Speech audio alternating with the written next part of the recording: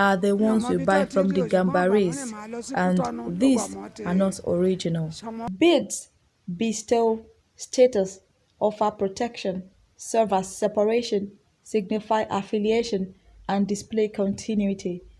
They have been likened to stars, to drops of water, and to precious children. The total abundance of beads in Yoruba regalia and other arts is noteworthy, but each bead has importance even as it is combined with others.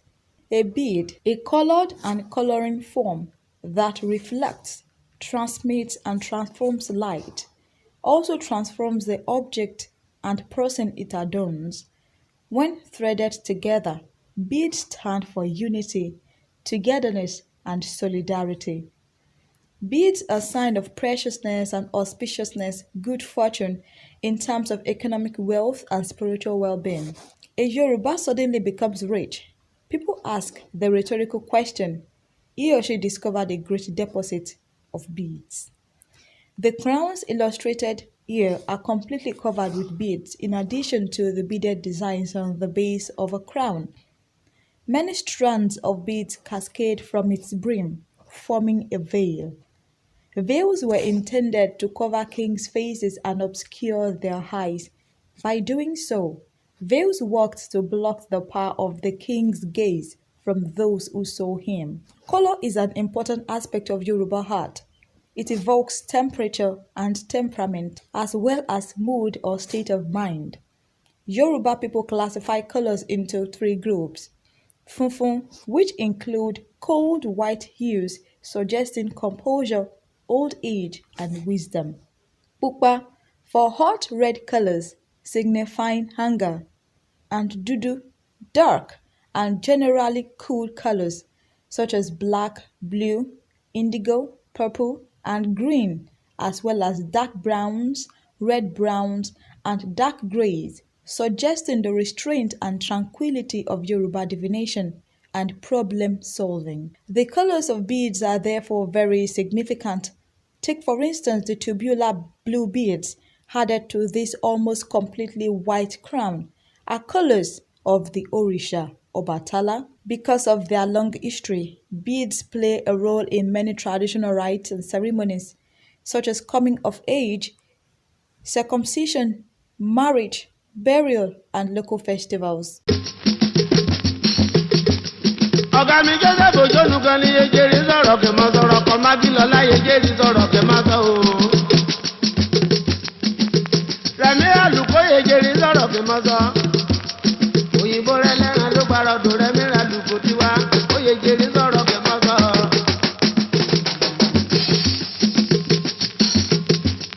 james oyi kẹ̀kẹ́ ejeri sọ̀rọ̀ kì mọ́ sọ kọ́ bá dé. ṣùgbọ́n ká sọ òtítọ́ ká sọ̀rọ̀ ayẹyẹ rọ́bìnrin kan dára bẹ́ẹ̀ ló gbàrọ̀ dò bàbá mi ń bẹ́ ni o. Adéèrè lọ́rọ̀ tètè já múlé onílòrò bàbá mi o. Adé adé o. Ọmọ ọba.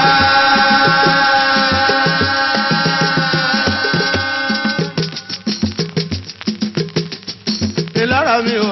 Ọmọ ayẹyẹ. Adájàká jòkó lójókòó mi ìdòrò yé. Àbàìmọ̀ba kílẹ̀ fọ́ba mi.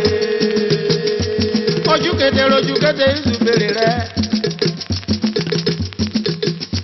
Ẹgbẹ́ mi mọ́gbọ́n mi rè ni mo ti láká o. Adérìn lọ́rọ̀ ọba lọ́la. Beadwork is an ancient craft universally practiced among the various ethnic groups in Nigeria, dating back to antiquity. Nok culture provides evidence of the early civilization in Nigeria, with some evidence of its terracotta figurine depicting human figures wearing what are presumably strings of stone beads around their necks, wrists, waist, and ankles. Many ethnic groups that make up Nigeria have a strong attachment to the use of beads as an important part of their culture. For the Yorubas, beads play a significant role in many cultural events.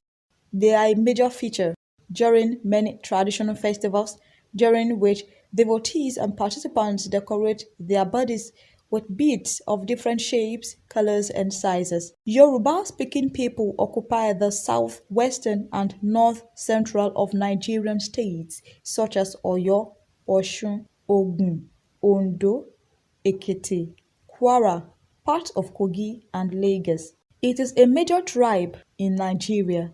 The Yorubas have rich cultural history which dates back to Oduduwa as their earliest progenitor. Their traditional system revolves around Oni of Ile-Ife and Alaafin of Oyo, which are seen as the apex custodians of Yoruba culture. The Ile-Ife red beads were discovered during archaeological excavation around Ouagadougou in 1909 by Leo Frobenius, a British archaeologist who called the beads the beach of Ilefians. Ile-Ife for a long time has been known as a famous city of bead makers. Beads have over the centuries served more than every Yoruba-speaking communities. They have been used to express political history, religious beliefs, and social status. The Yorubas are extremely glamorous in dressing, using a lot of beads as necklaces, earrings, and bracelets. Sometimes they even use it to decorate their hair. Mostly the Ade crown, Okpa-Ase scepter, and Bata-Ileke royal beaded shoe, the Egungun and Gelede masks, a divination tray, walking sticks of Obas and Kabiyesi's. Palace doors are decorated with expensive beads to showcase royalty. For the Yorubas, power can be vested in certain individuals and works of art associated with them.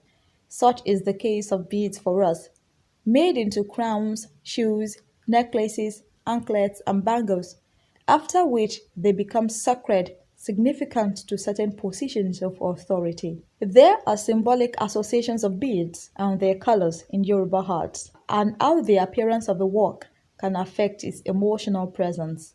Ashe, the power to bring things to pass, inheres within certain people and objects. Ashe is the divine life force that is present in the beaded crowns made for Yoruba kings in Africa to honor the Orisha or deities that exist in ritual arts made and worn by followers of Yoruba religion in the Americas. The crown covers the outer head while imbuing the inner head with the revered ancestral authority of Ashe.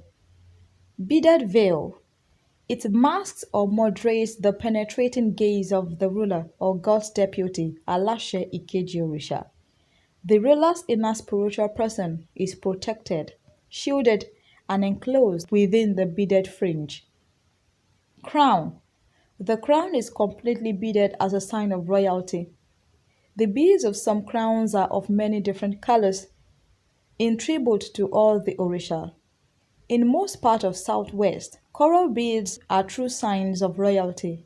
It adorns kings and members of the royal household. Nobles in many Yoruba kingdoms distinguish themselves with beads. The beads of different varieties coming in various shapes, sizes, and colors.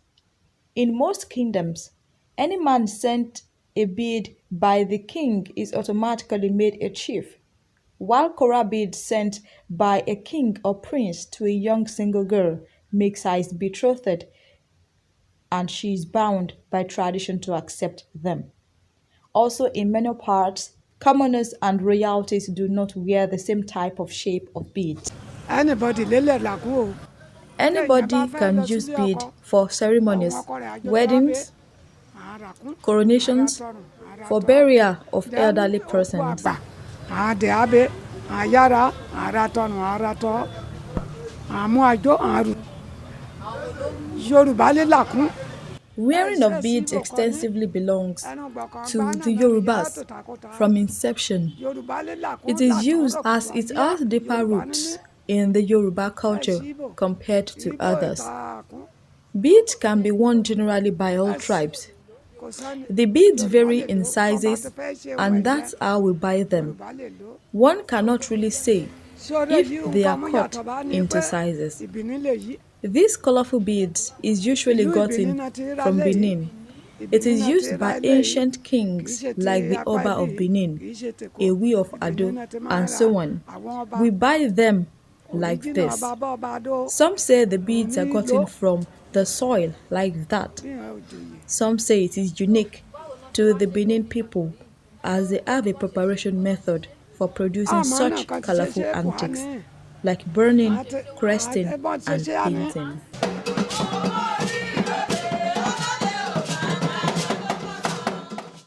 This is Ado-Ekiti, one of the beautiful cities in Yoruba land, the fountain of knowledge.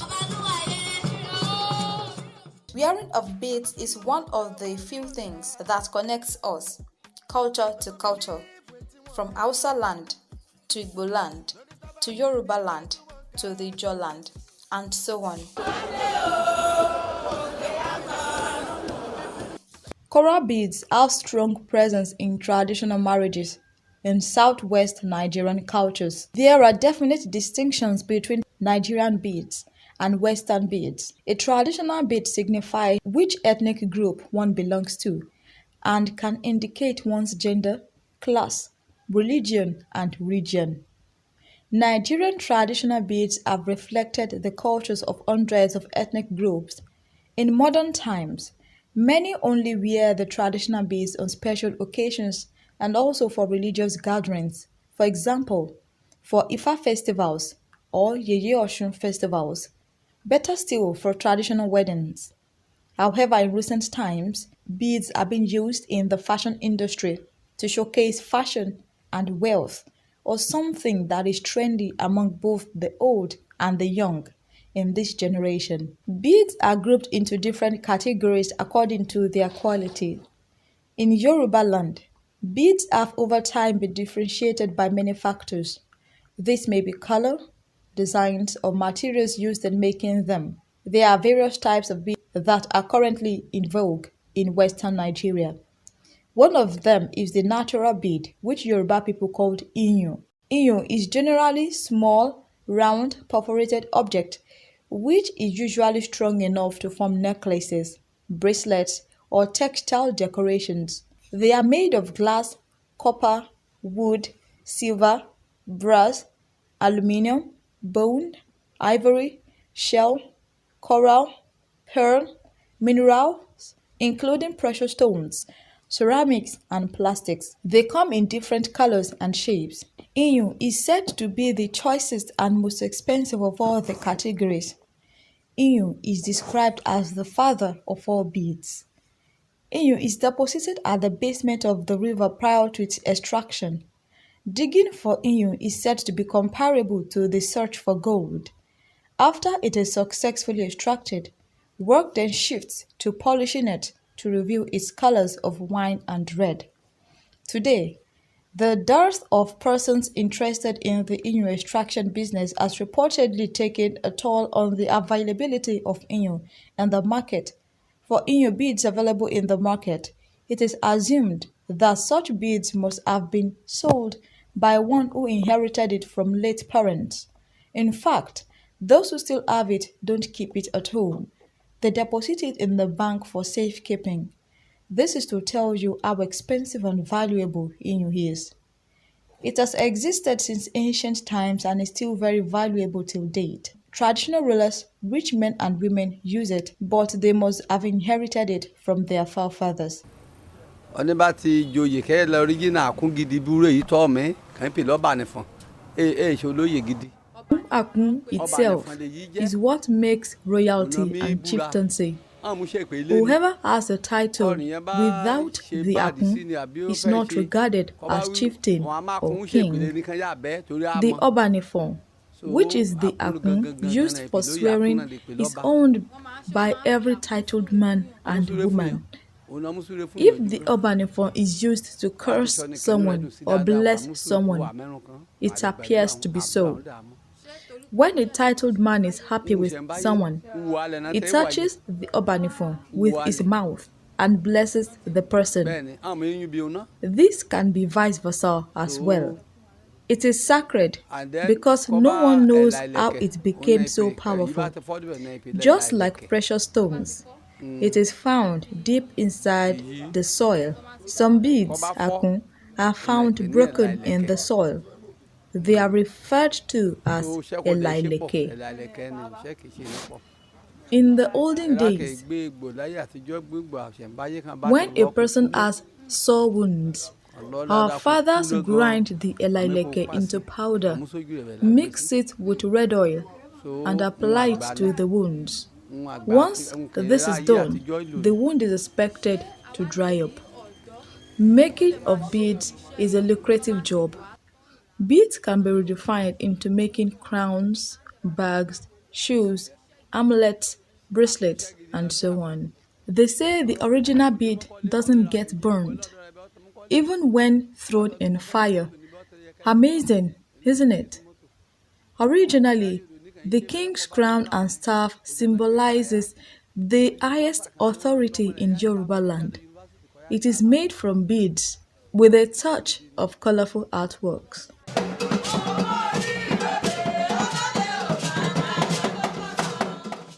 This is Ado-Ekiti, one of the beautiful cities in Yoruba land, the fountain of knowledge. Wearing of beads is one of the few things that connects us, culture to culture, from Hausa land to Igbo land to Yoruba land to the Ijaw land, and so on. Àkún ó jẹ́ ohun ìṣẹ̀ǹbáyé kò yàtọ̀ fún àkún òde òní. Akun is the ancient and oldest bead. It is different from today's bead, same as precious stones. It is found in the ground by our fathers. Although it is handmade, it is the original bead that was handed down to us. It is used during coronation. It is used to perform sacrifices for the community. During coronation, Akun is worn on the neck of the king or chiefs. While performing traditional rites, Oro, and during important festivals like Ujiroko, chiefs and kings put on the Akun, which is the original Akun, the native bead, instead of the recent common ones that have been polluted by the Hausas and Gambaris. The Akun is soaked in water during coronation and used to perform oaths for the king and his chiefs. Iyun is another type of bead.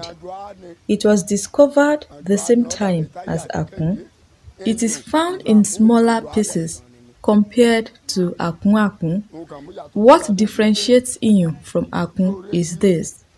Akun is worn on the neck, while Iyun is majorly for the wrist, as bracelets. Akun is used during oath swearing and also to perform sacrifice. But Iyun cannot be used for such, because Iyun should not be put inside water. Iyun is more expensive than Akun. They are regarded as brothers and sister bead. Ranked next to Iyun is the one called Akun. Like Iyun, Akun is also scarce, but unlike Iyun, it is made of stone and filtered before it is ready for market. The third in the category is Eyinyeri, ivory. It is also expensive. Beads can be used for birth control, preventing stillbirths as well. The earliest beads in Nigeria are Segi and Iyun. The Segi is a translucent blue tabular bead, while the Iyun is an opaque red bead. It is on record that these beads were excavated in vast quantity from the tomb of an Oba at a site near Ile-Ife. It is said that the oldest red stone beads that were used in the ancient Benin kingdom were bought from Prince Oromiyan, the son of Oduduwa.